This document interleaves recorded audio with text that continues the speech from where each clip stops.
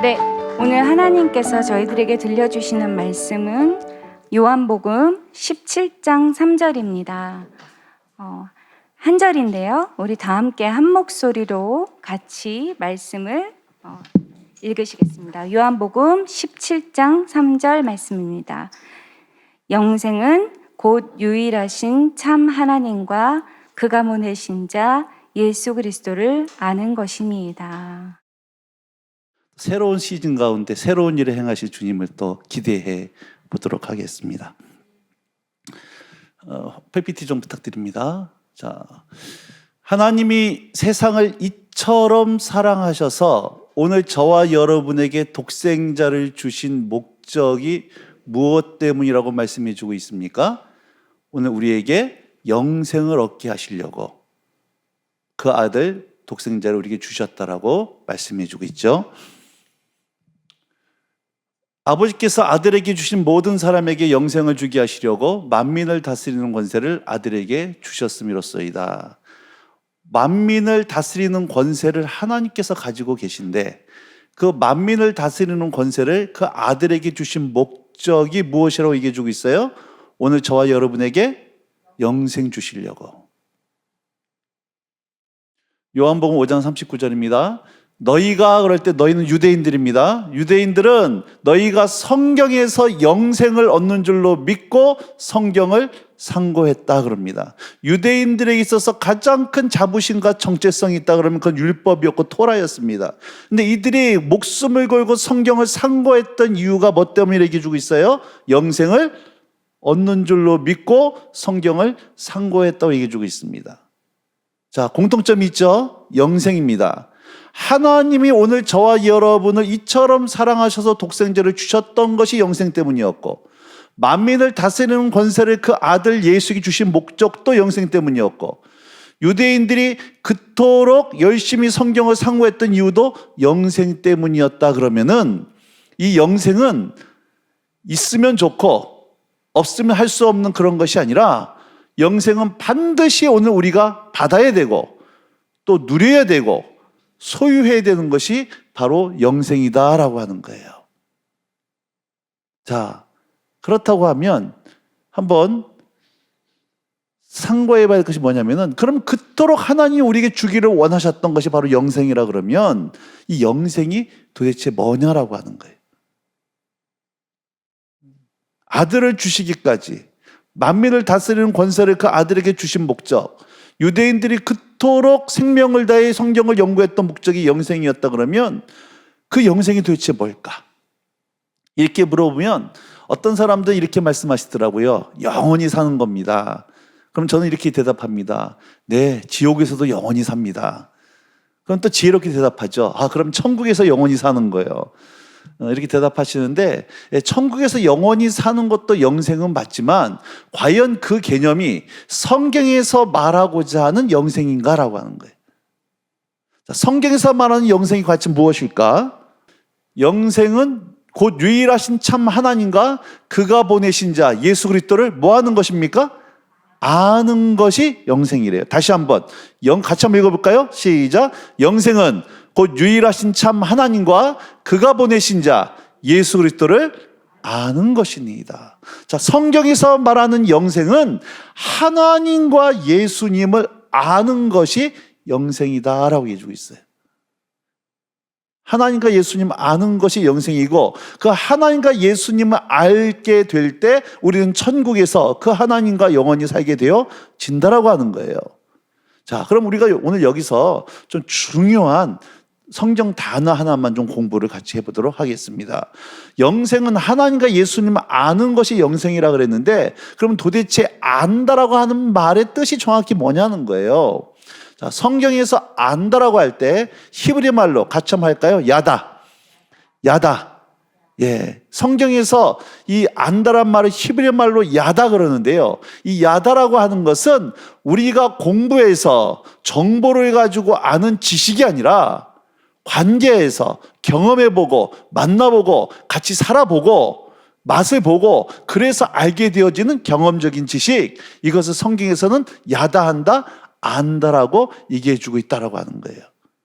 그래서 누구에 관해서 하는 것이 아니라, 뉴스를 보고 책을 보고 누구에 관해서 하는 것이 아니라 같이 살아보고 경험해 봐서 아는 것, 이것을 야다라고 하는 겁니다. 이 야다란 말이 성경에 제일 처음 나온 것이 어디냐면 창세기 4장 1절에 아담이 그의 아내 하와와 동침했다. 이 동침이란 말이 히브리 말로 야다라 그럽니다. 부부관계를 통해서 서로 알았다는 얘기예요.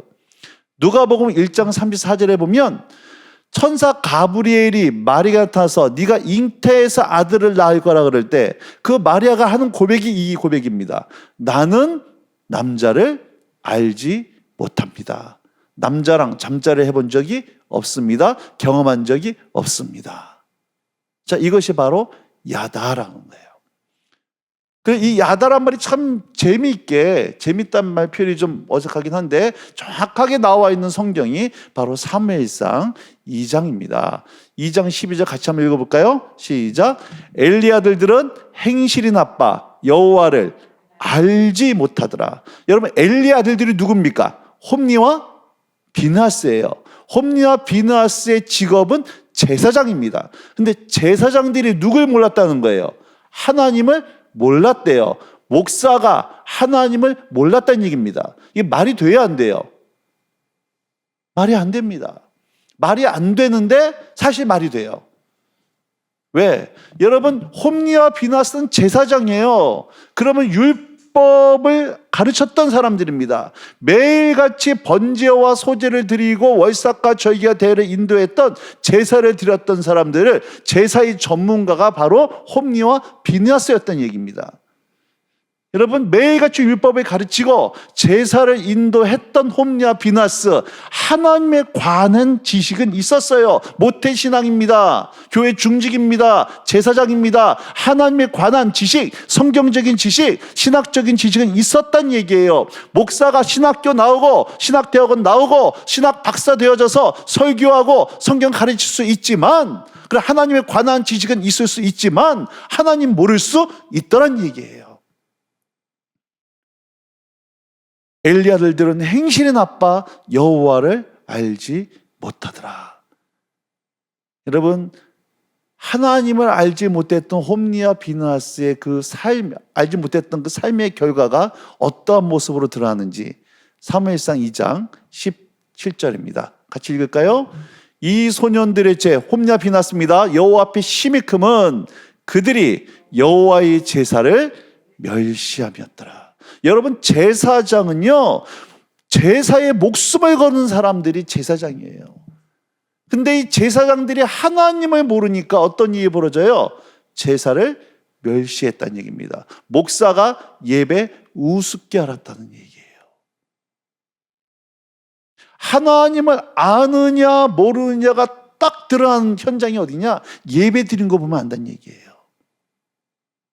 여러분, 하나님을 모르는 사람들이 모여있는 예배는요, 반드시 이런 얘기 나옵니다. 앞자리부터 앉으세요. 핸드폰 끄세요. 대화하지 마세요. 조용히 하세요. 제가 고등학교 채플도 인도해보고 대학교 채플도 인도해보는데요, 여러분, 고등학교 채플에요, 예전에는 고등학교 그 교목이 몽둥이 들고 다녀요. 채플 시간에. 그리고 신학교 채플에 교목실 직원들이, 신학생들이 예배 안 드리고 도망가니까 뒤에서 출석 체크하고 앉아 있습니다. 대리 출석하고 있나 없나. 오늘 함께 온라인으로 예배 드리는 여러분의 자녀들, 여러분 어떻게 예배 드리고 있습니까? 그 오늘 우리가 섬기는 교회 예배, 그 예배의 모습은 어떻습니까? 정말 하나님을 아는 사람들이 드려지는 바로 그 예배냐라고 하는 거예요. 요한복음 4장에 보면요, 사마리아 여인이 예수님에게 질문하죠. 우리는 이 산에서 예배하고 당신들은 예루살렘에서 예배하는데 어디서 예배해야 되겠습니까? 그때 예수님이 하시는 말씀이 뭡니까? 이 산에서도 말고 저 산에서도 말고 그 하나님께 예배할 때가 오느니 곧 이때라. 하나님은 신령과 진정으로 예배하는 그런 사람들을 찾고 계신다는 거예요. 비록 우리가 4단계로 인해서 코로나로 인해서 여러분 교회에 당일 못 나와서 함께 예배드리지 못하지만 온라인으로 예배드리지만 여러분 하나님은 어디에서 예배드리냐보다도 더 중요한 것은 하나님을 아는 사람이 보여지는 예배는 온라인으로 예배를 드리든 함께 모여서 현 예배를 드리든 전혀 상관없이 하나님이 찾으시는 바로 그 예배가 드려질 줄로 믿습니다.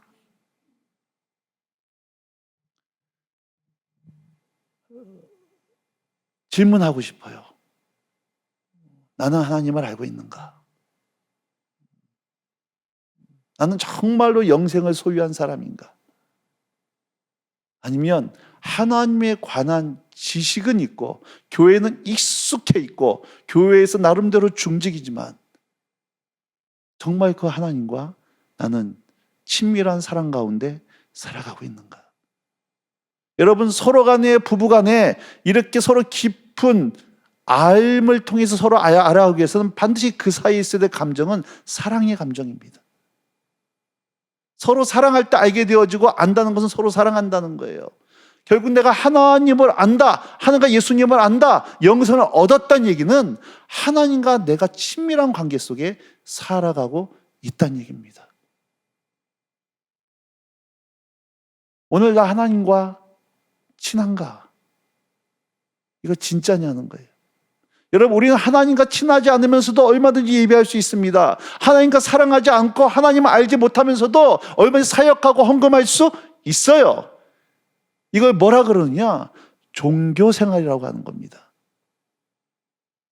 큰 소리 같이 읽어볼까요? 시작. 신앙은 관계입니다. 다시 한번요. 시작. 신앙은 관계입니다. 여러분 그럼 신앙이 좋다는 얘기는 뭐가 좋다는 얘기입니까? 관계가 좋다는 얘기예요. 여러분 기독교의 본질은 예수님에 관한 몇 가지 성경적인 지식의 기독교가 아닙니다. 신학적인 지식의 신학 기독교가 아니라고 하는 거예요. 기독교의 본질은 지금도 살아계시고 인격이신 그 예수님 존재 자체가 기독교의 본질인 줄로 믿으시기 바랍니다. 그래서 그 예수님과 당신은 실제적인 사귐 가운데 살아가고 있는가? 여러분 이것이 바로 기독교의 본질이고 핵심이에요. 안타까운 것은 너무나 많은 한국에 있는 성도들이 종교 생활을 신앙 생활로 착각하고 있다는 얘기입니다. 주일 성수하고 11조하고 새벽 예배하고 묵상하고 또 헌금하고 봉사했으니까 나는 신앙생활 잘하고 있다라고 착각하고 있는 겁니다. 여러분 죄송하지만 그거 신앙생활 아니에요. 여러분 그게 중요하지 않다는 얘기 아닙니다. 너무나 중요한 거지만 그러한 신앙적인 형식 자체가 신앙생활은 아니라고 하는 거예요. 우리가 2000년 전 예수님이 살던 그 시대에 가셔서 예루살렘 가셔서 물어보세요. 당신들 사회에서 가장 하나님을 잘 섬기고 가장 충성스러운 사람들이 누굽니까? 라고 물어봤으면 여러분 그 시대 사람들이 누굴 소개해 줬겠습니까? 바리새인들이었어요. 그들의 신앙적인 열심은 죽었다 깨도 우리가 못 따라갑니다. 그러나 예수님이 뭐라고 말씀하십니까? 오늘 전사님이 아까 기도한 것처럼 살았다 하는 이름은 가졌으나 실상은 죽은 자요. 경건의 모양은 있지만 경건의 능력은 부인하는 자라고 얘기해주고 있는 거예요. 중요한 것은요. 오늘 함께 예배드리는 오늘 우리 어떠냐는 거예요. 내 안에는 예수 이거 진짜냐는 거예요. 여러분 오늘 우리가 믿는다고 고백하는 그 예수로 인해서 정말로 부부관계가 회복됐습니까? 오늘 내가 고백하는 이 복음의 능력으로 말미암아 나의 악계 막는 친구가 용서가 되어졌습니까? 오늘 우리가 믿는 예수의 그 복음으로 말미암아 여러분 내 삶의 영역에 진정한 삶의 변화가 오고 있느냐는 거예요. 내 성질면 하나 못 바꾸고 내 성격 하나 바꾸지 못하고 내 가정 하나 바꾸지 못하는 예수와 복음이 어떻게 복음일 수 있고 능력일 수 있냐는 거예요. 그러면서 난 여전히 교회 중직이고 교회 연수 자랑하고 있지는 않느냐는 거예요.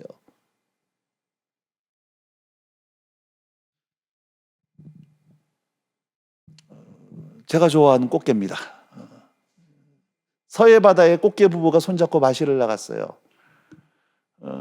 해필이면 안타깝게도 신혼부부였는데요. 신혼부부 꽃게인데 해필이면 안타깝게도 이날 남편 꽃게는 중국 배에 붙잡혀 가버리고 신부 꽃게는 아내 꽃게는 한국 배에 붙잡혀 가버렸습니다.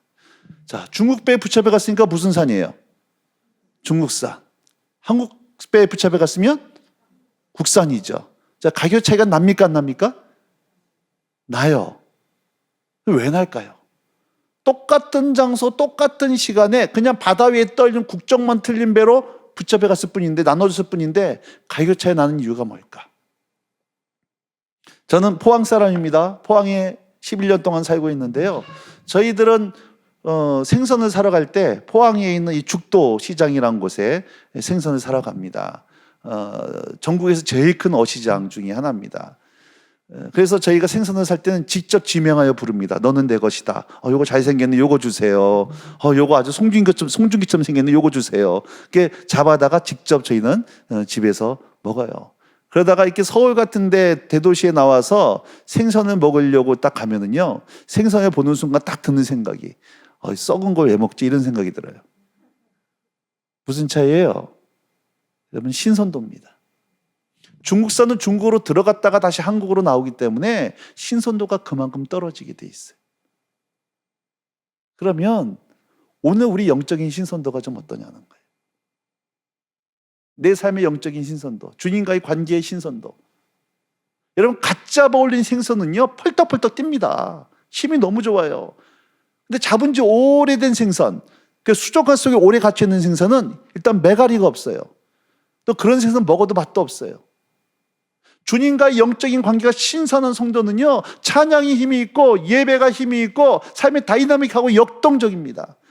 그러나 주님과의 관계가, 예수님이 오래됐지만 주님과의 관계의 영적인 신선도가 떨어져 있는 성도는 이게 기도하는 건지 연부를 하는 건지 구분이 안 돼요.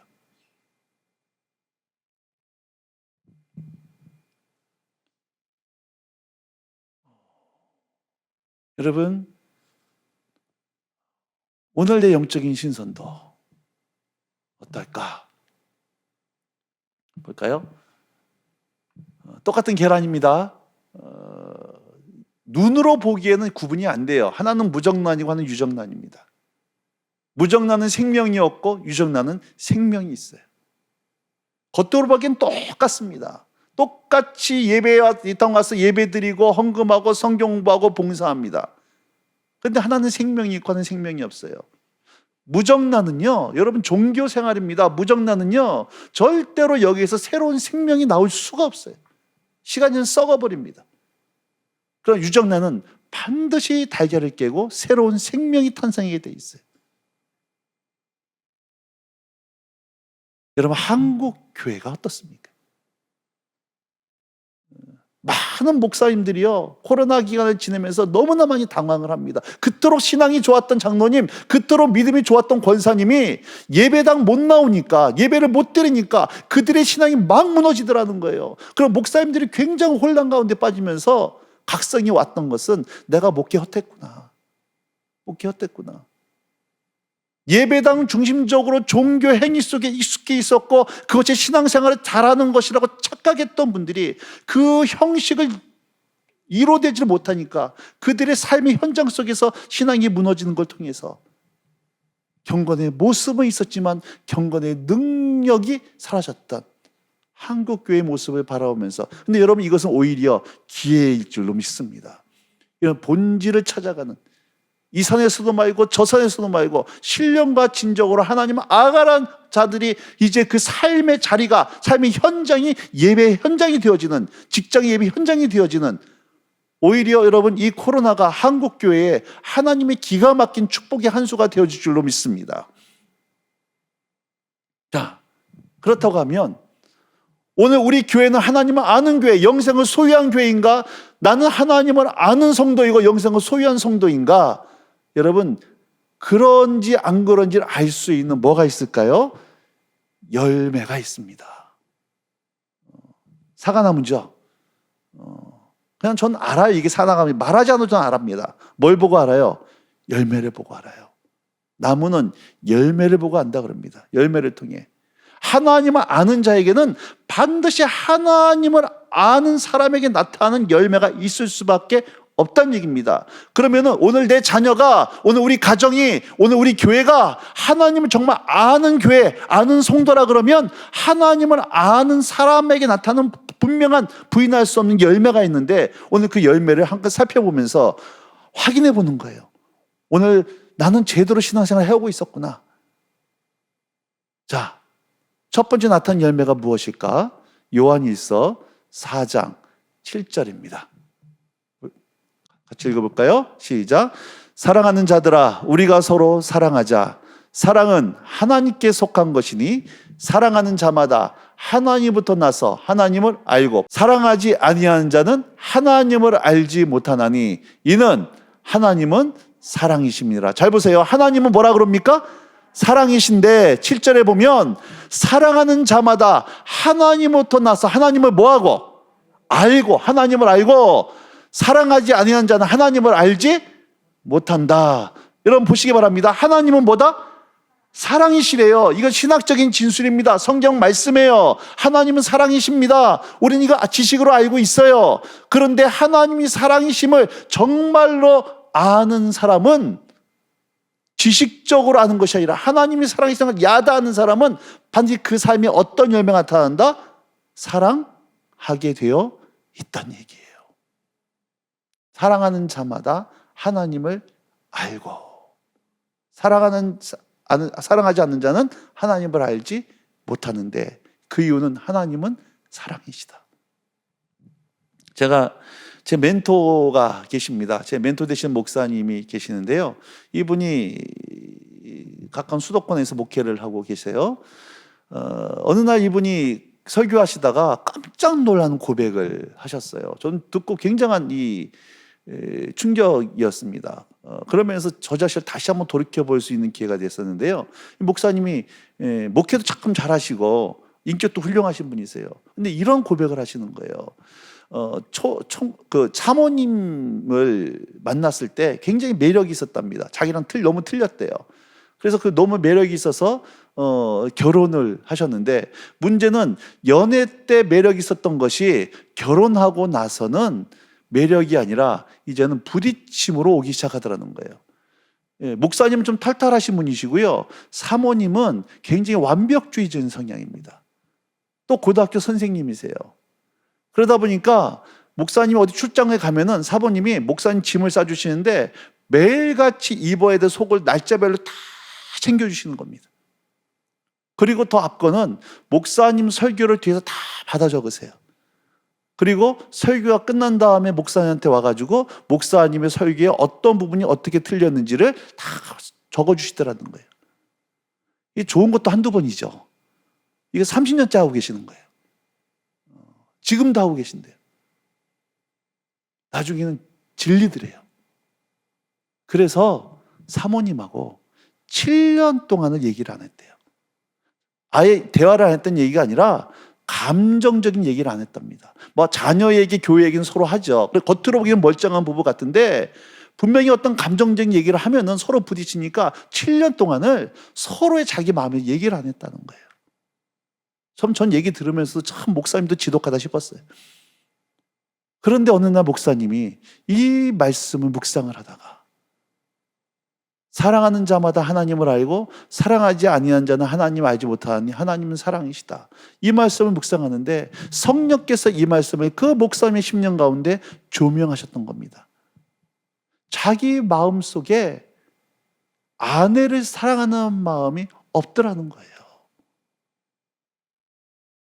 자기 마음을 열어보니까 아내를 사랑하는 마음이 없던 것을 발견하면서 사랑하는 자마다 하나님을 아는 자라 그랬는데 자기 마음속에 가장 가까이 있어야 될 아내를 사랑하는 마음이 없는 걸 보면서 목사님이 충격을 받은 겁니다. 아, 내가 하나님을 모르고 있었구나. 그런데 여전히 하나님은 사랑이시더라고 설교는 하고 있었구나.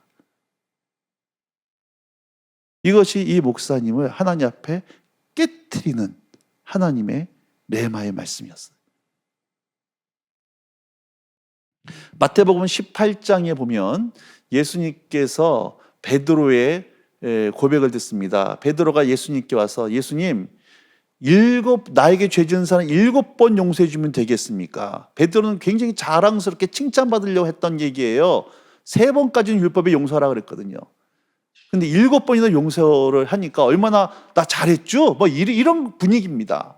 그러니까 예수님 칭찬받을 줄 알았는데 예수님 한술 더 뜨죠. 아니야, 7번에 70번씩 용서해야 되는 거야. 그러면서 예수님이 비유를 드시는데 이런 비유를 드십니다. 18장 20절부터 이런 비유가 나와요. 한 왕에게 1만 달란트 빚진 자가 있었어요. 왕이 그 사람에게 갚으라 그럽니다. 너 집 팔고 아내 팔고 자식 팔고 다 팔아서라도 이 빚 갚아. 그러니까 이 1만 달란트 빚진 사람이 왕에게 이렇게 얘기하는 겁니다. 왕이시여, 조금만 기다려 주십시오.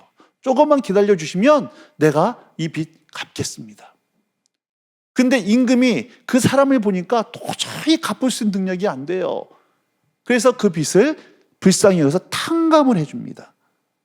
자, 1만 달러 탕감받은 사람이 탕감받고 이제 집을 가다가 자기 집에 가는 가운데 자기에게 100데나리온 빚진 사람을 만납니다. 그리고 그 사람에게 빚을 갚으라는 거예요. 그러니까 이 100데나리온 빚진 사람도 똑같이 얘기하는 거예요. 조금만 기다려주시면 제가 이 100데나리온 갚겠습니다. 그런데요, 이 일반화로 탕감받은 사람이 어떻게 하냐면은 자기에게 100데나리온 빚진 사람의 목을 잡아다가 갚을 때까지 감옥에다가 가둬두는 거예요.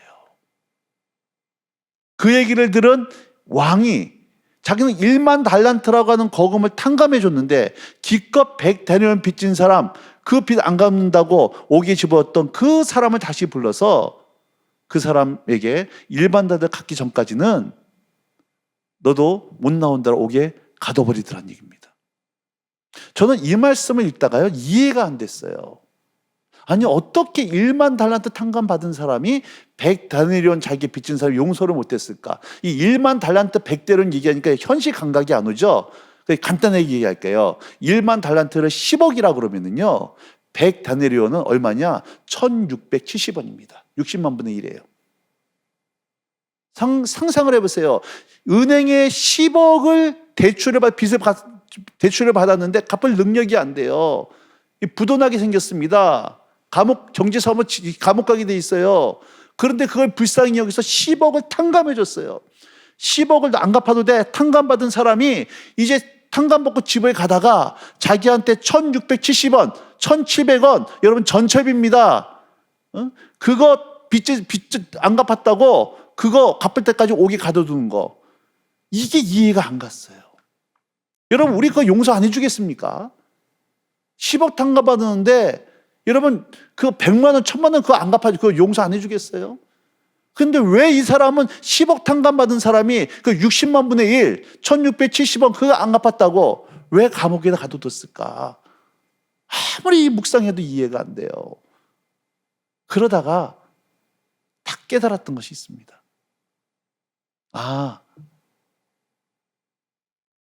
이 사람은 본인이 1만 달란트 탕감받았던 사실을 믿지를 못했던 거예요.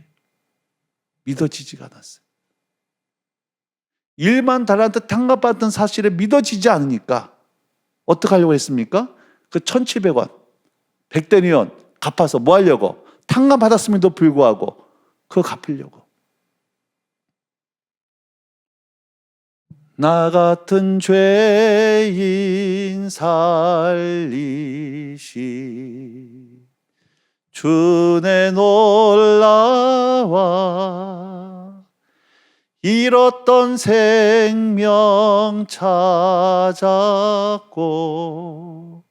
광명을 얻었네. 큰 죄악에서 건지시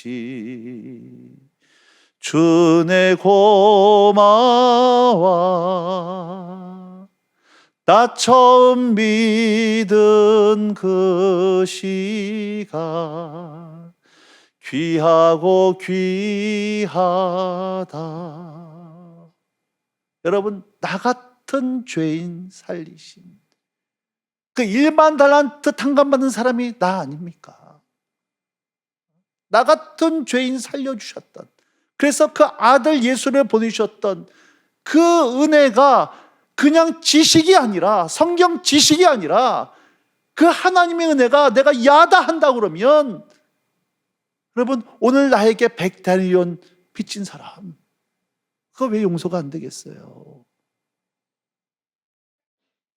그런데 하나님이 세상을 이처럼 사랑하사 독생자를 주셨다라고 하는, 여러분, 이 하나님의 놀라운 사랑의 세련에다가 이 사랑의 이 말씀이 내 삶에 실제가 안 되어지고 그냥 성경 지식으로 되어지니까, 나도 나쁘지만 너는 참 정말로 지독하다. 여러분, 이러한 비난과 비판과 정죄와 판단 속에서 그래도 나는 그래도 괜찮은 사람이라고 하는 나름대로 자부심을 가지고 살아가고 있다라고 하는 거예요. 여러분, 오해하지 않았으면 좋겠습니다. 지금 내 삶에 너무나 아파서 용서하지 못하는 사람, 그 사람이 있을 수 있어요. 이건 과정이 필요한 겁니다. 그럼 나는 하나님 모르는 사람이, 이런 얘기하는 것이 아닙니다. 중요한 것은 내가 하나님을 정말로 아는 사람이라 그러면, 여러분, 내 안에 누군가를 미워하고 증오하면서 살아갈 수는 없다는 얘기예요. 괴롭고 힘들지만 여러분, 용서의 과정을 경험하면서 용서의 자리로 나아가게 되어진다고 하는 겁니다.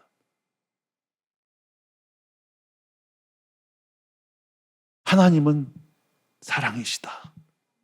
여러분, 이 하나님이 사랑이라고 하는 이 사실이, 여러분, 우리의 가슴 속에 사랑이신 하나님을 내가 알아가기 때문에 내 안에 그 어떠한 사람도 내 마음의 감옥 속에 가둬두지 아니하고 비난하고 정죄하지 아니하고 기꺼이 그 사람을 품에 안고 긍휼히 여기고 용서할 수 있는 사랑이신 하나님을 닮아가는 여러분들 되어지기를 주님 이름으로 축복합니다. 두 번째, 하나님을 아는 사람에 나타나는 열매, 다니엘서 11장 32절 하반절 말씀인데요, 같이 읽겠습니다. 시작. 오직 자기의 하나님을 아는 백성은 강하여 용맹을, 다시 한번, 자기의 하나님을 아는 백성은 어떤 일이 벌어져요? 강하여 용맹을 떨친다. 하나님을 아는 백성에 나타나는 분명한 결과는 강하여 용맹을 떨친다 그러는데요, 여러분, 강하다라고 하는 것은 영어로 스탠드 펌 그럽니다. 사람과 사건과 환경과 여러 가지 세대들이, 여러 가지 환경 사건들이 나한테 몰려올 때 거기 영향을 받지 않는 사람, 강한 사람이 얘기해주고 있는 거예요. 허리케인이 막 몰려오면, 태풍이 몰려오는데 다른 나무는 뿌리채까지 뽑혀나가는데요, 어떤 나무는 끄덕도 않고 서 있습니다. 근데 참 강하다고 하는 거예요. 용맹을 떨친다라고 하는 것은요, 영어로 take action 그럽니다.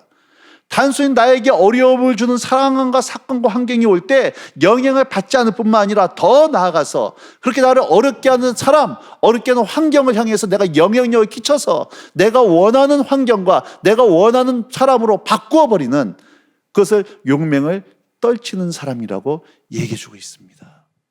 하나님을 알아갈 때. 그럼 거꾸로 얘기하는 거죠. 나는 낙심이 체질이고 삐치는 게 은사다 하는 분들이 있어요. 범사에 삐치고 시험 들어요. 무슨 얘기입니까? 약하다는 얘기예요. 더 나아가서 하나님을 모르는 사람이다라고 하는 거죠. 몇 년 전에 콜톨이라고 하는 3년에 한 번씩 열리는 세계 선교 전략 회의가 있습니다. 치앙마이에서 매년 할 때마다 참석을 하는데요, 치앙마이에서 열렸을 때 참석을 했었습니다. 전 세계에서 기독교 지도자들이, 1000명 되는 기독교 지도자들이 일주일 동안 모여서 어떻게 세계 선교를 함께 전략을 짜낼 것인가 하는 유명한 대회입니다. 그러니까 1000명 정도 되는 기독교 지도자들이 함께 모여서 세계 선교 전략을 함께 논의하는데요, 아침과 저녁으로는 함께 예배를 드립니다. 근데 예배를 드릴 때에 그날 예배를 인도하는 사회자가 이렇게 질문했었습니다. 4가지 질문했는데요, 첫 번째 질문이 이거였습니다. 여러분들 가운데 예수를 믿는 것 때문에 감옥에 갇힌 경험이 있는 분들이 일어나세요? 몇 사람이 일어나요? 또 예수를 믿는 것 때문에 자기의 전 재산을 잃어버린 경험이 있는 분들이 일어나세요? 또 일어나더라고요. 또 예수를 믿는다는 것 때문에 붙잡혀 가서 고문을 당해본 경험이 있는 분들이 일어나세요? 또 일어납니다. 그럼 마지막 질문이 이거였어요. 여러분들 가운데 예수를 믿는 것 때문에 가족 중에 한 명이 납치를 당해서 살인 당해본 경험이 있는 분도 일어났어요. 또 일어나더라고요. 전 충격이었어요. 그 일어난 사람들을 보면서 두 가지 생각이 저한테 들어왔습니다. 첫 번째, 만약에 나에게 저 네 가지 도전 중에 한 가지라도 온다 그러면 나는 저 일어선 사람 중에 일어설 수 있을까? 또 하나, 한국 교회에 만약에 네 가지 도전 중에 한 가지 도전으로 온다 그러면 과연 얼마나 많은 한국의 성도들이 신앙을 지킬 수 있을 것인가? 여러분, 코로나로 인해서 한국교인 20%가 사라졌다 그럽니다. 주일학교 70%가 사라졌다 그래요. 청년들 30%가 교회를 떠났다 그럽니다. 코로나 때문에도 교인들이, 성도들이 이렇게 신앙을 저버린다 그럽니다. 여러분, 한국 교회가 얼마만큼 한국 교회가 너무 거창합니다. 오늘 우리의 신앙이 이 코로나 하나 때문에 신앙이 흔들린다 그러면 어쩌면 우리는 신앙생활하는 것이 아니라, 하나님을 알았던 것이 아니라 종교 껍데기 속에서 종교생활 해왔다고 하는 것에 반론일 수 있다라고 하는 거예요.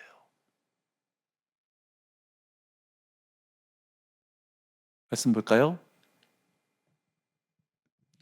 사무엘상 22장 1절, 이 말씀만 읽고 좀 마치도록 하겠습니다. 같이 읽겠습니다. 시작. 그러므로 다윗이 그곳을 떠나 아둘람굴로 도망하매 그의 형제와 아버지의 온 집이 듣고 그리로 내려가서 그에게 이르렀고, 2절, 환난당한 모든 자와 빚진 모든 자와 마음이 원통한 자가 다 그리로 모였고 그는 그들의 우르머리가 되었는데 그와 함께한 자가 400명 가량이었더라. 여러분 잘 보시기 바랍니다.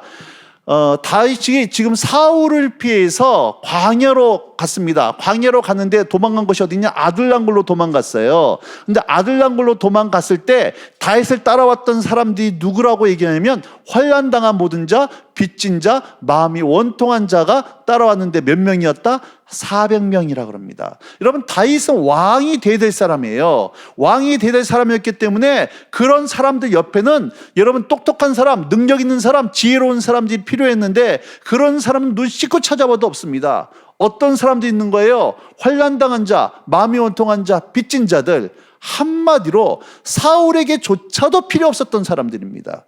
이런 사람들이 어디에 모여 있었어요? 아둘람굴에 400명이 모여 있는 겁니다. 여러분, 굴 한번 가보신 적 있죠? 어둡습니다. 습기찹니다. 칙칙합니다. 오래 있고 싶지가 않아요.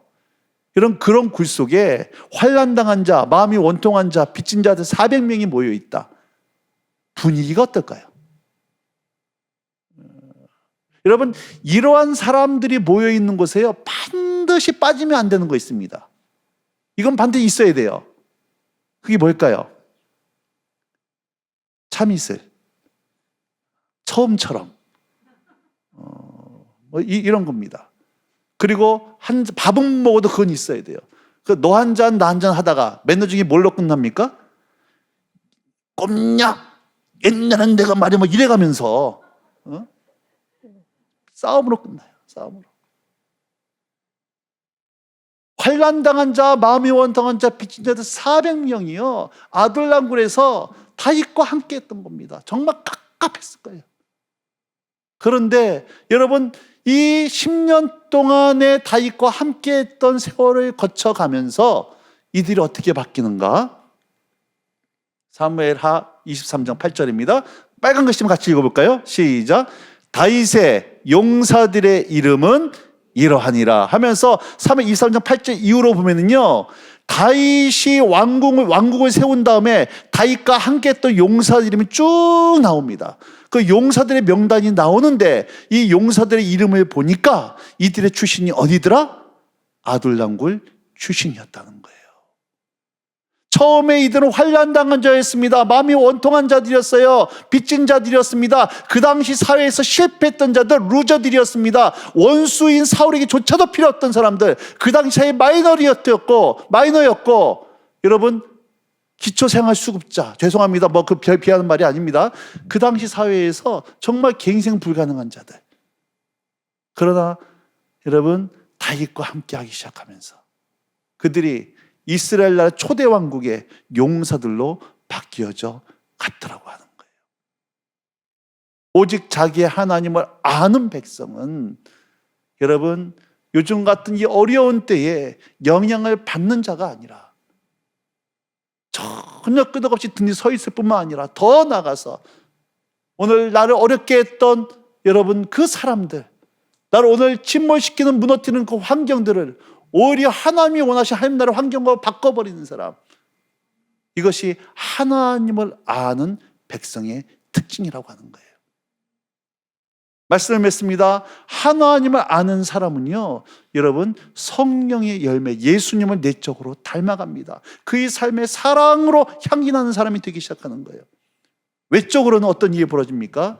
외부의 환경이 영향받지 않냐고, 올해 외부의 환경을 위기를 기회로 삼아서 여러분 바꾸어 버리는 하나님 나라의 용사들로 바뀌어지게 되어진다는 거예요.